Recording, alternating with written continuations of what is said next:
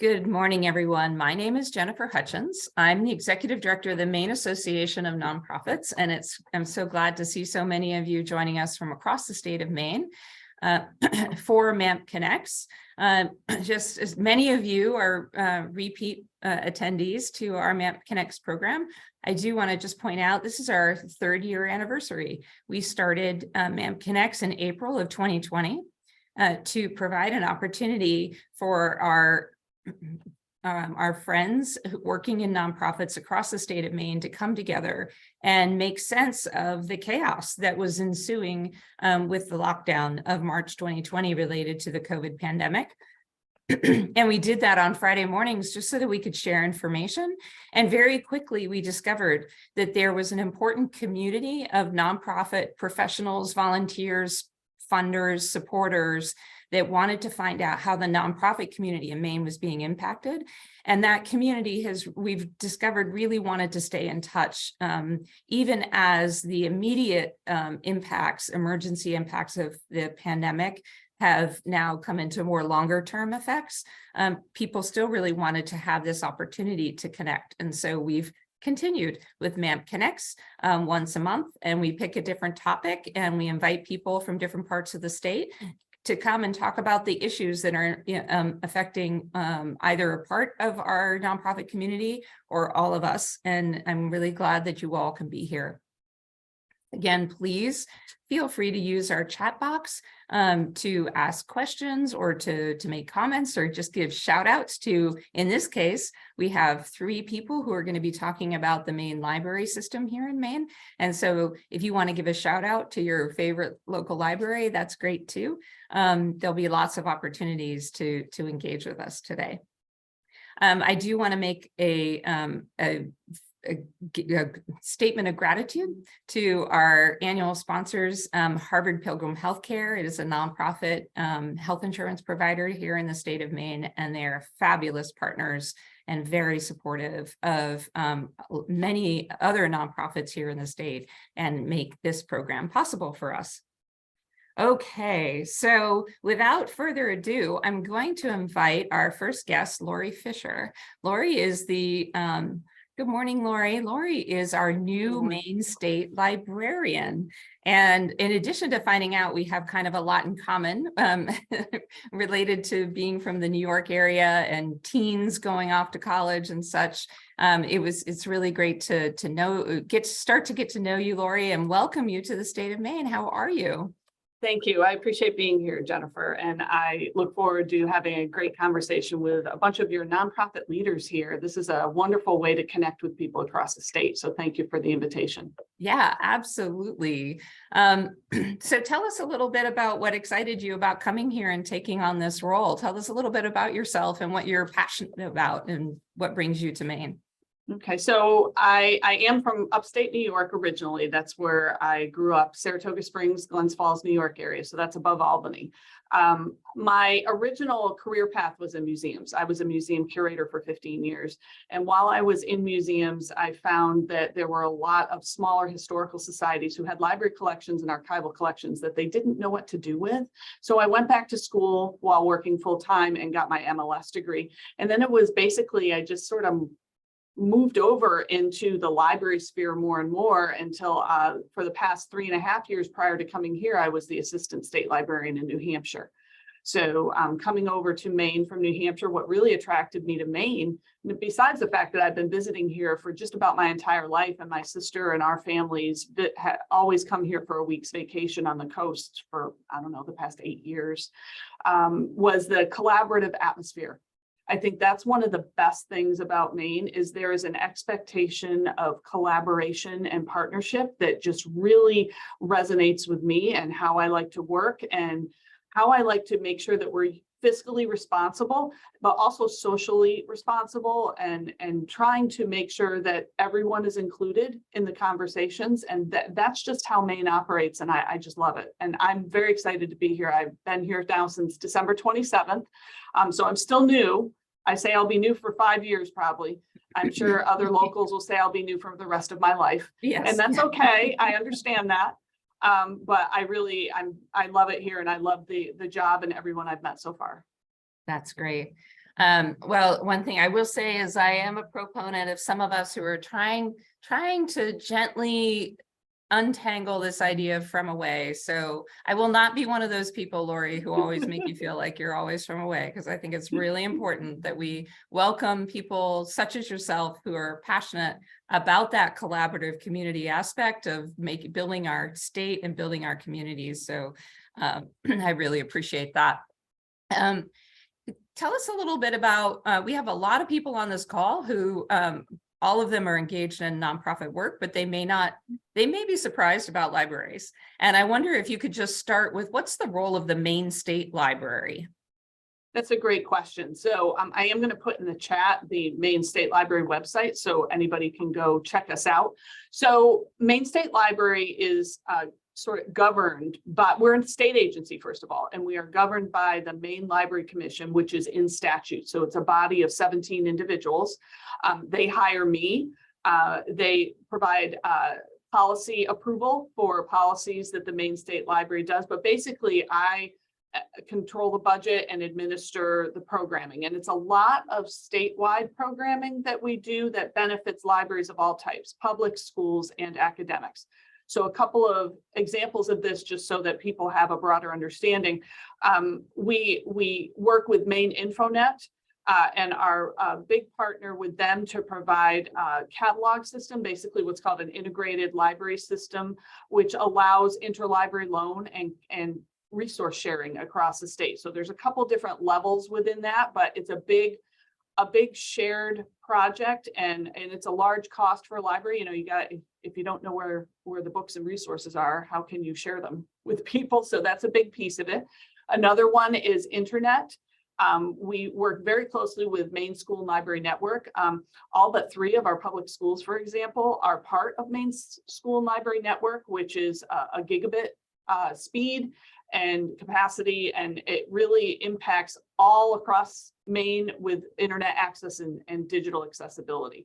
So the other one that we do heavily work with schools, academics, and publics is databases, and providing those information resources so that people can not just improve their knowledge, but their quality of life through a bunch of different avenues, whether it's workforce development, health research, information for schools. So we've got, school kids using databases. We have academic, institutions that offer it to their students as well. And then for research for those graduate students and also adults who are just trying to expand their own learning, whether it's for them personally or to gain a better job.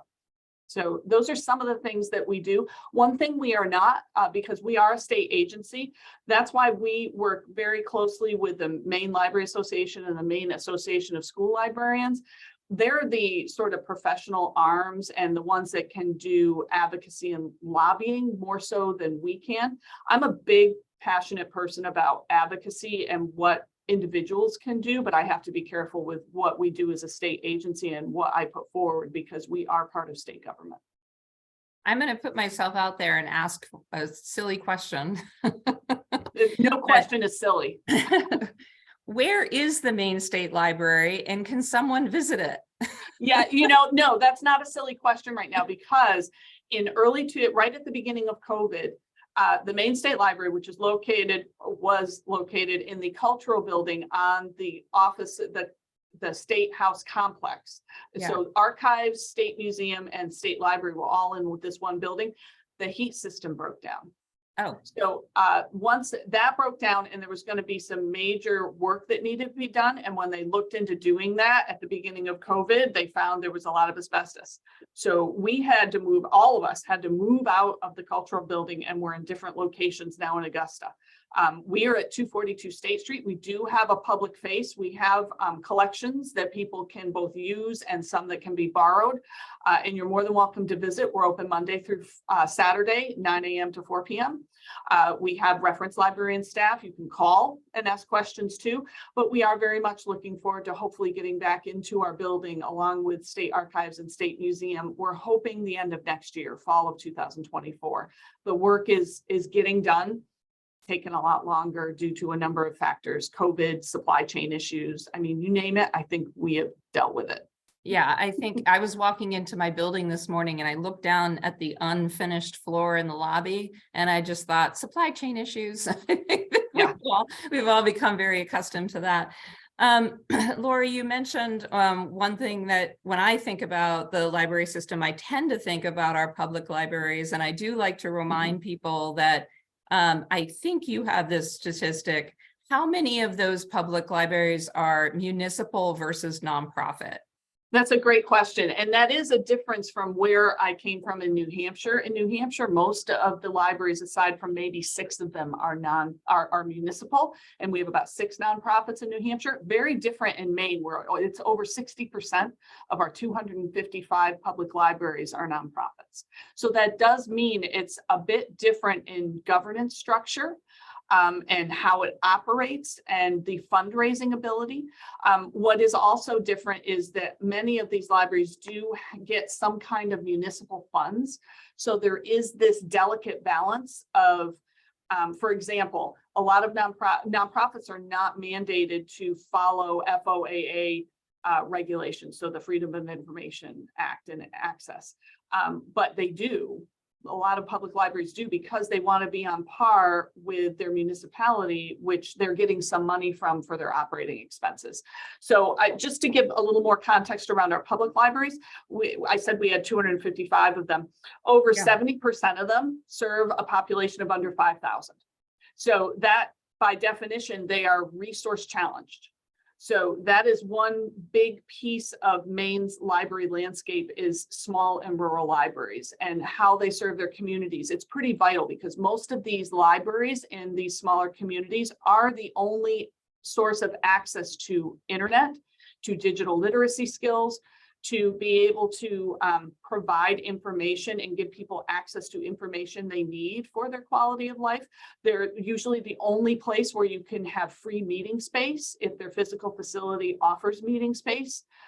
So being able to provide that sort of community space for discussion, for being able to wrangle out some of the problems and challenges in their communities, that's a pretty big role that libraries play today. It's definitely much more than books now.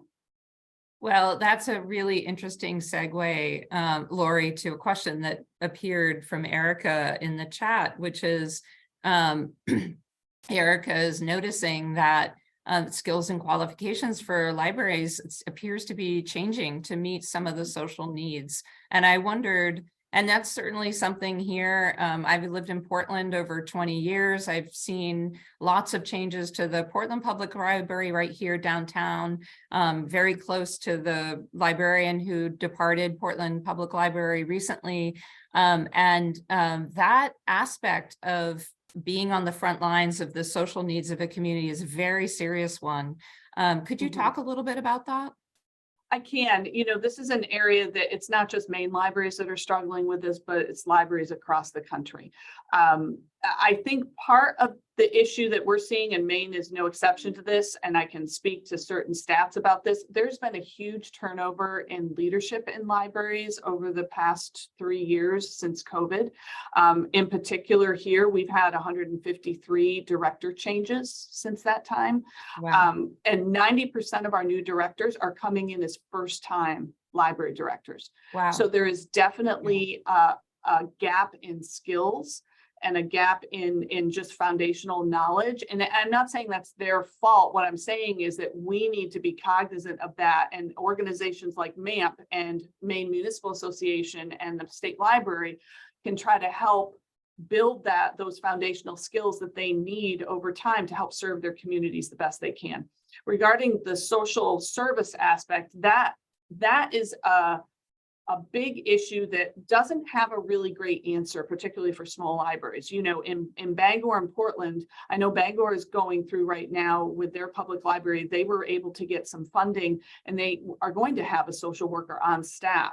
That is beyond the reach of many of our small libraries because most of our small libraries in New Hampshire, 58% of them have less than $100,000 of operating revenue. And a lot of them have less than 3 paid staff people.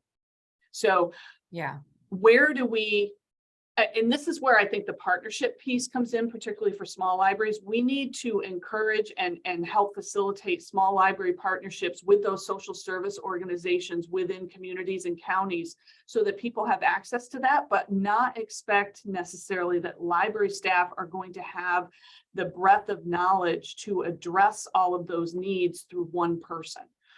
Because I think that's an expectation that is way out of line with not just the training that librarians receive. I do think the training is changing in graduate programs, but also particularly in our New England states, there's a wage issue with librarians. There's a lot of smaller communities where the wages are keeping out well-qualified people. And then we have people who have no experience supervising others coming into these positions and then having a real upward battle to try to be able to serve their communities in the way they need because they just don't have those foundational skills.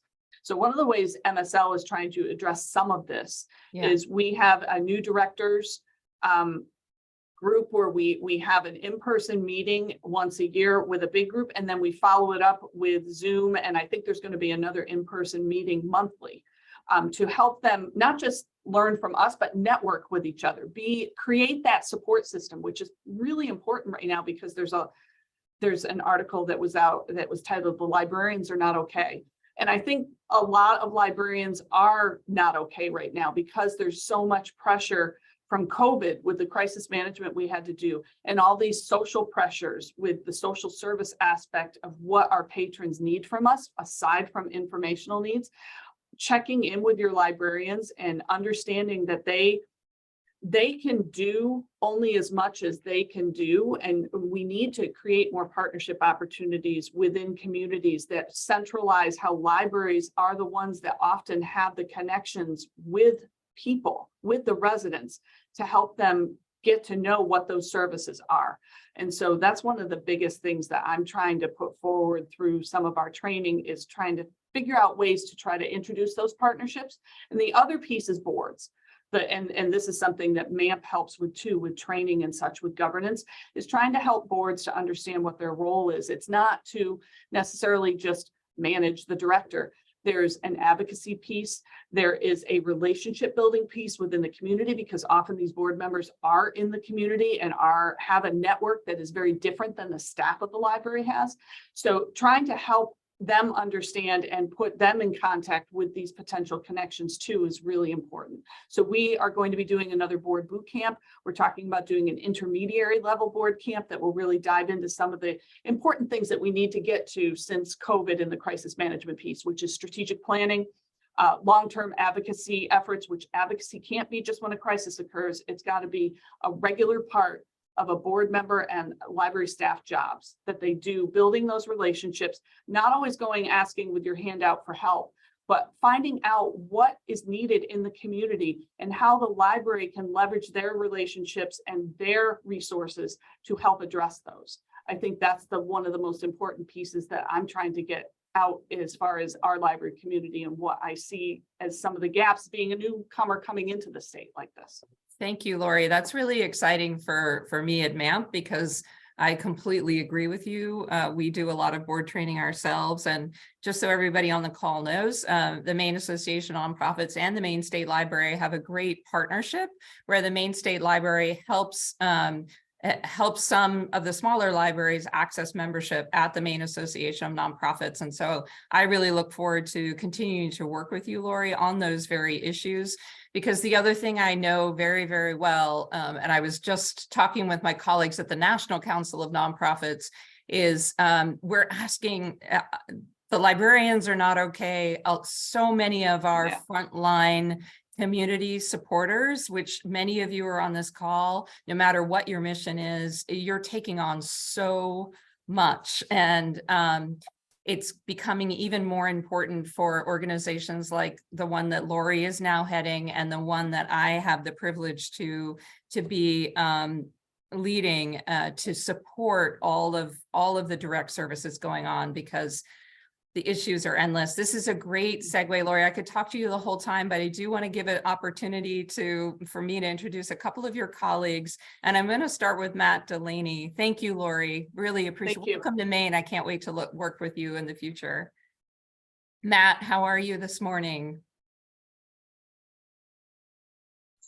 Hey, couldn't find the mute button. I'm doing well. How are you, Jennifer? That's okay. Can you introduce yourself and let us know where you're calling in from today? Yeah, my name is Matt DeLaney, and I'm the director of the Jesup Memorial Library in Bar Harbor. I've been here for about 1.5 years, and I realized I was one of those statistics of like the 150 directors that left. Oh, you are? Okay. Well, I came from another public library in Maine, but yeah, I was in that 3-year COVID. Okay. How's the weather on MDI this morning? It looks really nice, pretty clear. Yeah. I would imagine some of us on the call are a little bit familiar with the island. Where are you located? Right in Bar Harbor? Yeah, I kind of think of us as being in this like cultural campus in downtown Bar Harbor, right on Mount Desert Street. So we're next to the Abbey Museum. We're across from the church. We're next to the YWCA. Oh, wonderful. So to Lori's point about collaboration, it's also nice to have people right next door, right? Oh, it's amazing. Yeah. And it's cool because we get, millions of people coming through, but and there's, all kinds of retail businesses and obviously like colleges and science labs, but we're in this little camp. It feels like we have these, these nonprofit cultural partners, which is fun. Yeah. And so actually that's what I'd love to talk with you about is your, are your local connections and your partnerships. As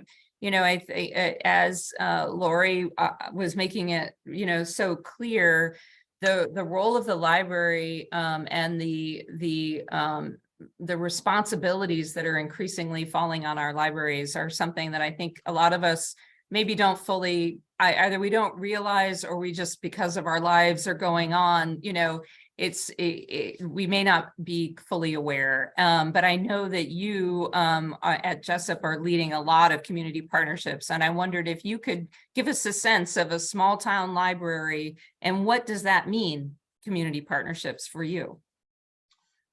Yeah, I think we often think about libraries as an institution in our communities, but I worked in several different libraries across different states, and I've always thought of libraries as a piece of like community or public infrastructure, like roads or any other infrastructure you can think of. And so for us, that infrastructure is human and it's the patrons that come in, but it's also the partners that we work with. And for me, one of the exciting things about working on MDI is that we do have these world-class institutions, museums, science laboratories, colleges. And if we can, I kind of think of us as a public interface. So we're a good way to connect our community and our residents and patrons to these incredible resources that we have. So even something as simple that's a pretty recurring theme or pattern for us is having College of the Atlantic students intern here at the library and bringing that diversity of perspective to this small island off the coast of Maine. We get people from around the world and we get to celebrate the diversity of people and the world here on this small library, in this small library. So we work with the YWCA on a racial equity working group lecture series where we'll try to highlight different speakers and ideas and bring them to the community. We work with Jackson Lab, and I think one of the other pieces is for the past 6 months we've worked with the town of Bar Harbor to have the town manager come and do bi-weekly conversations with the community. So really, I think that concept of like being the public interface between the things that are happening that are moving this community forward and connecting people with that infrastructure that kind of supports community is a big role an important role that we play. What's so interesting, Matt, about that is it makes me think, my husband is his training is in journalism, and so I'm a little too familiar probably with but then there was an NPR story just as I was coming into work today about BuzzFeed's newsroom is going away. And not that I'm a huge fan of BuzzFeed, but they were talking about they were just talking about the dissolution of journalism, if you will, of serious journalism. And certainly I have seen what's happened with newspapers. And it makes me realize that might be just yet another pressure that's coming on libraries to really serve as the public square. Like where is that public square in our communities? And it just sort of dawned on me. Does that make sense to you, that sort of where people are trying to find the real truth is also an increasing burden for local libraries? Yeah, I think that's really true. And I think especially if you're not spending a lot of time in public libraries, you don't see that role that it plays. And I think it's, even those of us who are here most of our lives, we take that for granted. The fact that it's maybe the one place in our communities where we see people from all different backgrounds, professional backgrounds, socioeconomic backgrounds, that are coming together and serendipitously meeting and encountering each other. And for me, I feel like we're kind of in the business. I've seen so many cases where lives are changed, or you encounter something that you didn't expect, because so much of our world is, sort of, we curate all the things that are coming at us through our social media channels and wherever else. But in the library, I think it's one of those remaining spaces where you're not selecting exactly what you're going to engage with. You're encountering this diversity of ideas, and I think that's pretty important. I think that is kind of a characteristic of the public square, as you said. Well, last thing I'm going to ask before I invite Nancy to talk with us a little bit from Scarborough is, Matt, if you could wave your magic wand for the Jesup Library, what would be your one big wish for Jesup in the next year or so? Do you have sort of something a project you'd like to work on, or something you'd like to add to the library? Just, what's on your mind these days? Well, so for us, we've been working on a project for close to 10 years, which is a major expansion to our building. So this is a 1911 historic facility, built in 1911, dedicated as a library. And for 10 years, we've been working towards this expansion. And so we're going to be building it out of cross-laminated timber. And in fact, we will be probably the first building in Maine constructed with locally sourced cross-laminated timber, which is huge, because that is a big economic driver in Maine, to be a demonstration site, to have a CLT library. I believe the first public library in Maine built with CLT. So that's going to be a 2-year construction project. We're breaking ground this fall, and it's the culmination of many, a lot of staff members, board members, community members. The entire community has been pushing for this, and so to finally be able to do this now is pretty exciting. So I'll look forward to that. That's great. Well, thank you very much, Pat. We appreciate you taking the time. I know you have a busy schedule, so thanks for visiting us today. Yeah, thanks for having me. Okay. Hi, Nancy. Hello there. How are you? I'm very good, thank you. How about yourself? I'm doing well. I took a day off yesterday to go to Boston with my teenager who's going to college in the fall, and so it was really good. Thank you very much. Is that your favorite book, Blueberries for Sal, behind Actually, you? it is. It has we talk about touchstones or touch points. I grew up in various parts around the country, but everywhere I went, I was able to go to a public library and find my friend Sal from Blueberries for Sal. Yeah. And my father actually was a Maine native, so he loved reading that book to the family. So Blueberries for Sal was always special to me. And then at one point during a library conference, I was actually able to meet Robert McCluskey, and he had with him Sal. So it was actually more exciting for me to meet Sal than it was Robert McCluskey. But Blueberries for Sal has always been my sort of memory of connections that libraries offer, no matter where you are. Yeah, absolutely. My favorite is actually Miss Rumphius, Yes. because of the idea that leaving the world a little bit better than when you came has always been a really great message for me. So I think it's wonderful to have those connections to children's books. But I'm going to talk about something a little bit more. Well, first I want to just say congratulations on your upcoming retirement. Thank you. 45 years at the Scarborough Public Library, I believe. That's or right. Right at the Scarborough Public, not just libraries in general. Right. The same job for 45 years. Yes. Wow. Well, Talk to us a little bit about what you have seen change. And Oh. you've been listening to me talk to Lori and Matt, and I know that Scarborough is right at the forefront of dealing with a lot of these issues. Talk to us about 45 years in libraries and yeah, what you've seen changed. Yeah, I'm having a chance to reflect in ways that I haven't reflected before. And one of the things that I'm aware of is the social changes that we've experienced in that length of time. And that starts when I started in the late 70s. We still had moms at home. I mean, we'll just be really straightforward about it. The nuclear family looked very different in that period. And it was very quickly at that point when people were starting to have two adult household workers. And so the demographic needs changed completely. At that time, libraries were still very focused on story times and scheduling things during the mornings or the afternoons for moms. And so that whole conversation changed within the next 5 to 10 years. Scarborough is demographically a more I don't want to say well off, because everybody has challenges in a community, but frankly, the economic level and educational level in Scarborough is higher than many communities in Maine. So we were responding to that demographic as well. But it meant libraries changed and what we offered changed. What didn't change was partnerships. So I may have been the first library to join Maine Association of Non-Profits. I'm not certain thank about you, that, Nancy. but we were really early on in your lifespan.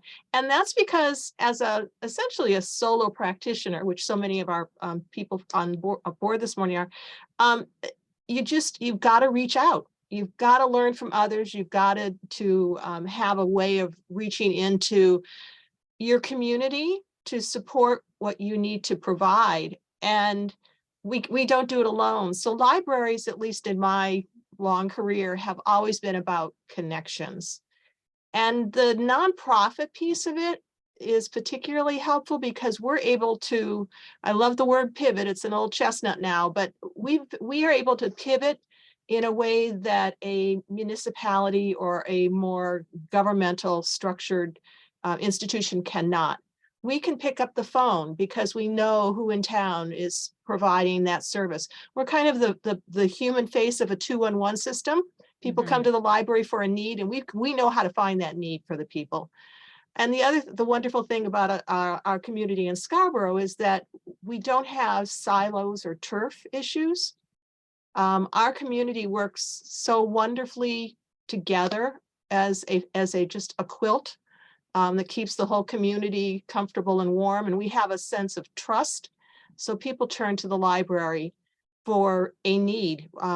We do allow this is a bit of a tangent here, Jennifer, my apologies, but I just was thinking about some of our conversation earlier that our library permits people to park in the parking lot overnight. We do have a local community group called Project Grace that gives us gift cards. So we can provide cards to fast food restaurants, to Hannaford, to Walmart, to the laundromat. We have a social services social worker at the police department who we can call to help people receive the services they need. So that's a very different climate than when we started in the 1970s. So it's been remarkable, the impact of the internet. My new technology in 1970s was we bought a used 16 millimeter projector so we could show films. And we were just adding collections that included VHS tapes. I bought the first typewriter, which had a half a page of memory. So the way that we provide information, the spontaneity that we're able to provide information is remarkable. The other thing in Maine, and Lori touched on this, is Maine libraries are part of a network that are multi-type libraries, which is unique in the country. Our state, talk about collaboration, our state libraries include a collaborative that has not only public libraries, but university and special and school libraries. Nowhere else in the country do we have that level of cooperation. Oh, really? I've been taking that for granted. I used that when I was at Brunswick High School, checking things out at Bowdoin College, I think. Right. And the state of Maine funding our school and library network, that was not only a recognition of people need information, but that was tied into the whole economic access as well, that having that resource throughout our state. And by the way, libraries happen to be almost everywhere in the state. What a great way for us to build the economy. So libraries were recognized when the internet was really becoming in its prime. We were already ready to go because we had a shared catalog at that point.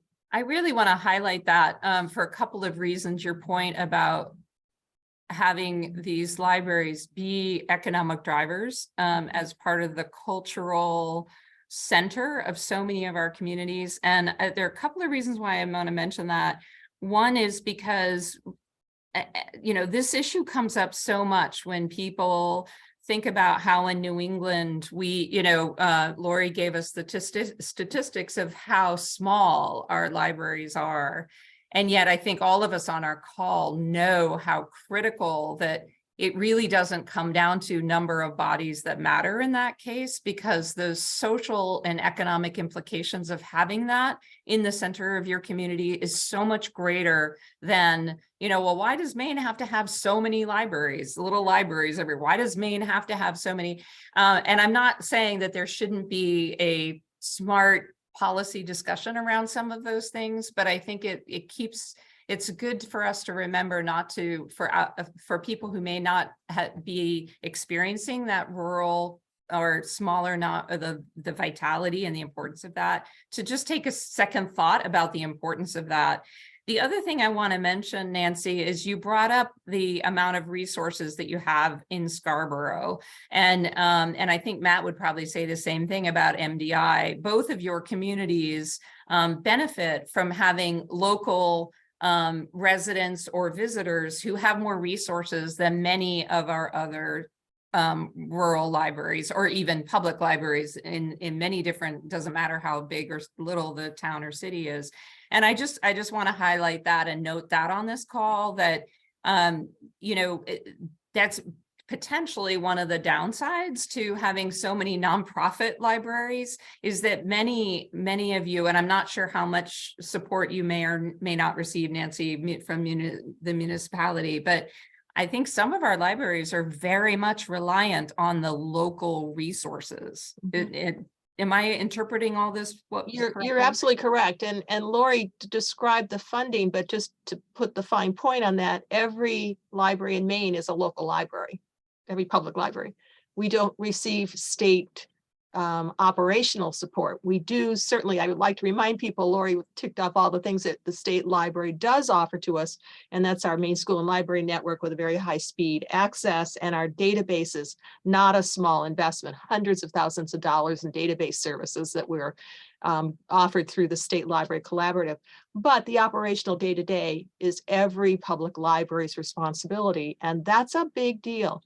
We often get so frustrated, we forget that there are a lot of people out there willing to help, but even that's an exhausting process. Yes. When you are trying to provide materials or help people in your building, spending the extra time to figure out who you're going to ask for help and what kind of help that's going to be is another whole job in itself, as so many people in the nonprofit world know well. Librarians were A, typically not raised to be social workers, nor B, typically raised to be fundraisers. Right. So we have to learn a lot about it's okay to ask for help, but you have to know what you need and be willing to accept it. Right. And I would also add to that, based on what Lori and I were saying, advocates at the State House or with your town council in the policy process. So it really charts out for me how organizations like the Maine State Library and Maine Municipal and MANP can support all of you. So thank you so much for joining me this morning, Nancy. I really am grateful. Congratulations. What are you looking forward to the most in retirement? I'm going to just reading books. I haven't read a book. No, I have read books, but not recently. I am really looking forward to being involved in my community in a very different way without a title. I am a person that loves community and will continue to be engaged. So looking forward to that. Yeah, great. Excellent. Well, yeah, Kelly's just reminding me that we're supposed to give a little shout out. I think you used MAMP's Transitions Toolkit. Okay. Excellent. Okay. Yeah, it's a great guide. I'm sorry, my phone's ringing in the background No, here. no I know how to mute it. I just am not going to turn to do it. But that's a fabulous guide. Thank you so much for putting it together. It's been a great resource. And I want to just, I know you've got time issues here. I want to make a really quick point about public libraries being engaged in book banning right now. We had a quiet book challenge here at our library, and one of the ways we were able to buffer it quickly was because we had so many members of our nonprofit community that I knew ahead of time, because of this relationship, that I could call and say, be ready, we might need you. And I was so grateful for all of the folks here that stepped forward and said, we're there for you, just let us know if something goes on. And we were able to keep it quiet, but we knew that we had that partnership behind us if we needed to call in the troops. So I just want to make a public thank you to all of you. Oh, that's really great. Nancy, thank you. That is one area that we did not have time to touch upon. But it's obviously a really important one. And I'll make sure in future MANP newsletters and such that we include some information about that, because it's a really important point about being ready to support our local libraries around some of these issues. I'm going to end today by telling you all something that came across my transom recently that just fits in so nicely with Nancy mentioned. I think we all have mentioned the word connection, and our libraries really playing that role of connecting our communities. And so I'm going to share with you, I'm going to tell you about a book that I've just started reading. And I was recently very inspired by an interview I heard with our U.S. Surgeon General, Vivek Murthy. And he's written a book called Together, The Healing Power of Human Connection in a Sometimes Lonely World. And Kelly has put the link right there. I just purchased that from my locally run bookstore. And I'm really excited to dive in. And the reason is because he talks about the need to invest in social infrastructure. And I feel very strongly that, as evidenced by this conversation today, and how important libraries are to that social, Matt, I think, used this word in particular. I personally believe that's what nonprofits do so well, is that we are providing that social infrastructure that our U.S. Surgeon General is saying is critical to public health. That at our peril, if we neglect our species need to be together in person and to have human connection, we are failing on our full public health. And so I'm excited to share with you all. I'd be kind of inspired to have a community read around this book, but I'm not going to say that right now until I read it first. You know, I kind of need to read it first, but I'm excited about it. And it's a good segue for our May MANP Connects, where we've just skated across some of the issues that, you know, librarians are not okay. A lot of people in our nonprofit communities are not okay because we're dealing with huge issues. And so at our join us next month for May MANP Connects, we're going to be talking about how there's still a lot of pain and healing out there, folks, and MANP is there to at least start having a place where we can come together and talk about it. So thank you all. Thank you again, Lori, Matt, and Nancy. So grateful for your time today. We tried to recruit a couple of librarians who, frankly, they don't have time. They're leading book talks right now, and they would like to be here with us, but they are critical frontline workers in our communities. Go support your public library. There's some great suggestions in the chat as to how we can all support our state libraries. And I'm inspired today. I can't wait to read the Surgeon General's book. I hope maybe you'll join me. Email me if you end up picking it up and you have any thoughts. Thanks, everybody. Have a great Friday and enjoy the spring. Bye.